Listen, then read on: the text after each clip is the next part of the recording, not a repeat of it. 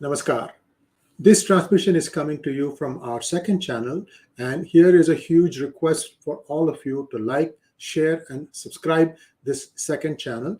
The reason we are trying to do this thing, I've explained this in my first channel before. We want to be able to continue to bring our objective, fact-based, truthful videos to you, and sometimes because of fake narrative peddlers, we do get penalized for no fault of ours. In fact, you may have seen that today results have come out saying, studies have come out saying that vitamin D does help in COVID, in battling COVID, in developing antibodies for COVID. This is what Dr. Shiva Ayyadurai and I had discussed in March 2020, 2 years ago. Within 3 weeks, YouTube gave no explanation and they shut it down. So I just wanted to be able to save us from doing that, which is why we are growing our second channel.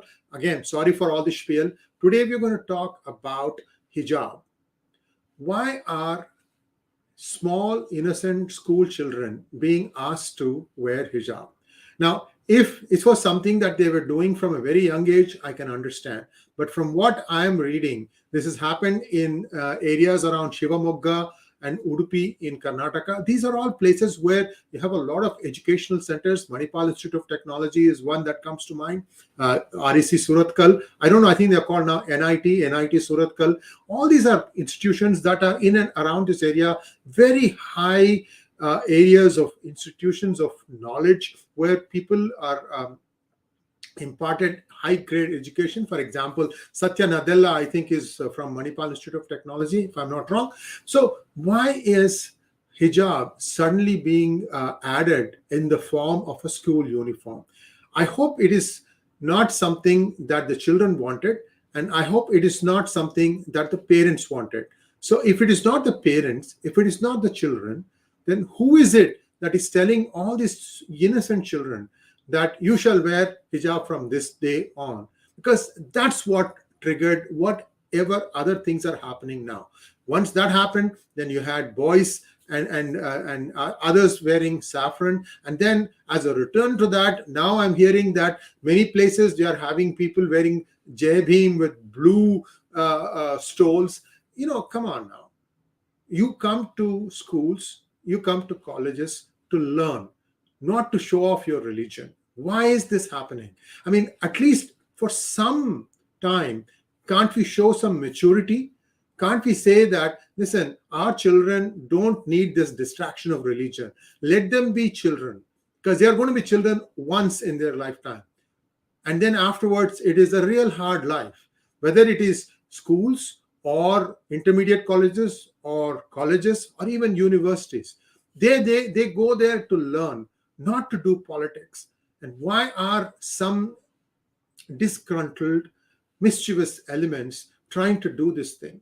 I mean, when I grew up, I studied 35 years ago in Osmania University in Hyderabad. And I know even in those days, a lot of the girls who happened to be Muslim, they would wear the burqa when they left home.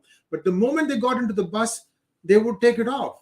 I mean, and this was something that we all used to smile and say, okay, fine, they just want to be normal. So if the children don't want to wear it, why are the parents putting them through it? Because it is not a coincidence. This whole thing started because on one fine day, a group of girls were seen wearing hijab. And this is not part of their uniform. The school uniform has a certain standard. The reason it is called uniform, one form, way of presenting yourself. Which part of uniform don't you understand, you mischievous lumpens? So why are you trying to get politics into children? Why are you poisoning their mind saying that, oh, because I am this, I shall wear this. Or because I am from this religion, I will not stand up when the national anthem is being sung. We have another lumpen government in other southern state where they forced the governor to read a address without Jai Hind in it, and then not satisfied with it, a lumpen member of that coalition congratulates the chief minister saying, oh, great, you make sure that the governor did not say Jai Hind in his address. What kind of low politics are we practicing now? Can't you at least understand that you are there in that position so that you can administer for everybody? And why is now this case being heard in the High Court of Karnataka. Why couldn't they just dismiss it, saying that this is not something that the High Court should be looking at? And then somebody else argues, saying that, oh, according to this article of Constitution, I have. Wait. When you said that you are going to send your child to a particular school and the school has all these uniform requirements, you need to adhere to that. It's got nothing to do with your Constitution. You signed up when you send your child to this particular school that you shall follow by the rules of the school. Which part of this don't you understand, guys?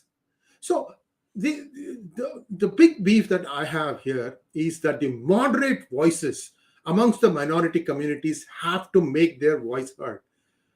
Keep the children out of politics. Keep the children out of religion.